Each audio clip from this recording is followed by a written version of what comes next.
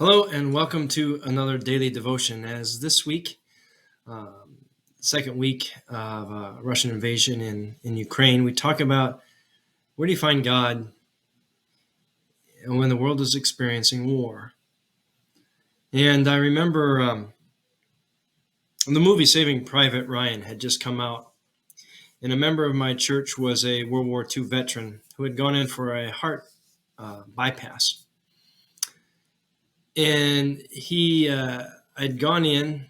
I guess Saving Private Ryan had been out maybe 2 or 3 months, but he had seen it. So after we had gotten done talking about his health and the procedure and how he was doing, he said, did you see that new Private Ryan movie? And I said, yeah, I saw it. And he said, I've seen a lot of war movies. And I don't know if you know this, but I was on Omaha Beach. And that movie was really realistic. Brought back a lot of memories. And he said, but the damnedest thing was, it was a whole lot worse. And I never forgot that. Because if you watch the first 20 minutes of Saving Private Ryan, it's just carnage. Just men throwing themselves into every inch of beach, men crying out for their mamas and saying prayers and rosaries and all different kinds of prayers to the God they call home. War is an awful, terrible thing. It's easy for leaders and politicians to send others' kids to war, but when they're your sons or daughters, your brothers or sisters, your kids, then it's a whole nother animal. And I think for those of us who live in a land that outside of the British coming in the Revolutionary War and maybe the Mexican-American War, not been invaded. There was a skirmish with Canada as well, but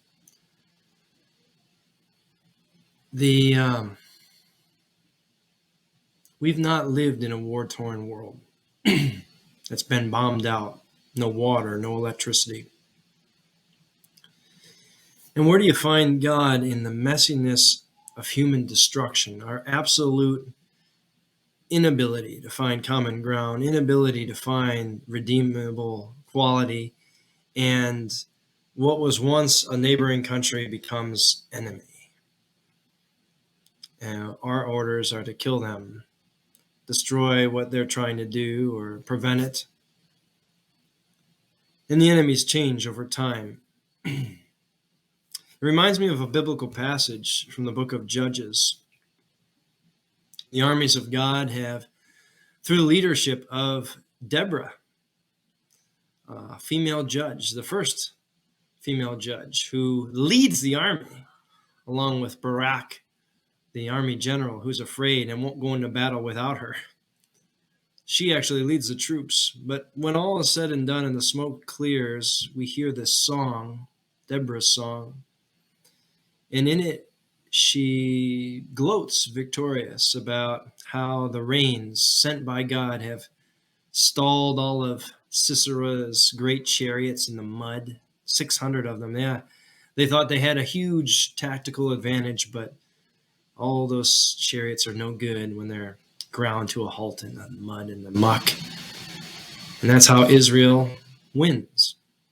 But then she says, and behold Sisera's mother, who looks out the lattice work and marvels and thinks, why is my son delayed? Probably just sharing the spoils of war with his battalions, probably off choosing which of the women he will take for a second wife as a trophy for his conquests, unknowing that he lies dead at the hands of a woman, an Israelite or Canaanite woman, by a tent spike.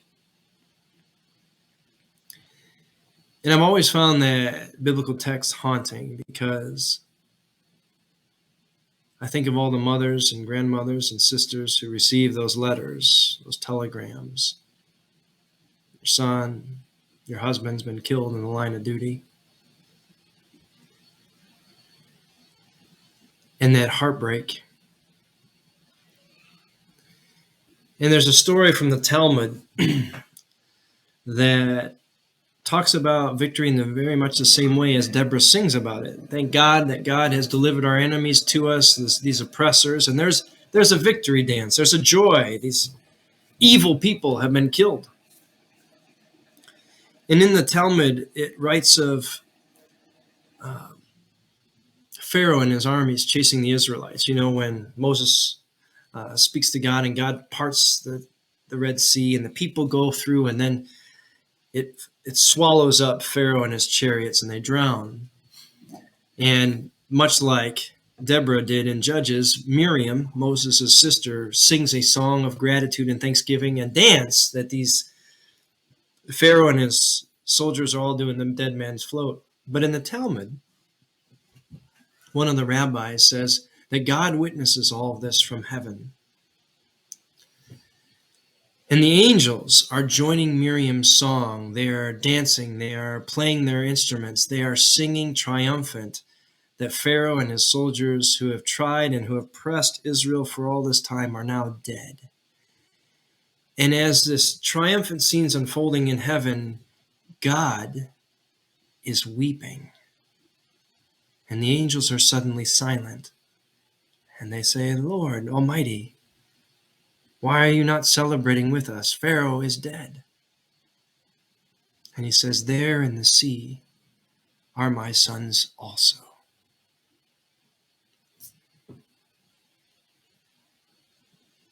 Because I think the ultimate arc of Jesus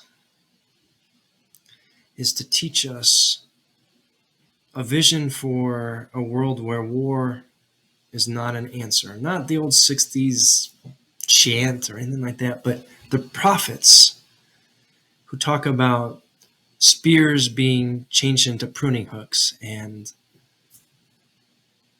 swords being turned into plowshares. When everybody has enough and nobody has to live in fear anymore. A day when God's children stop taking arms against each other and find a way to live together as God would have us.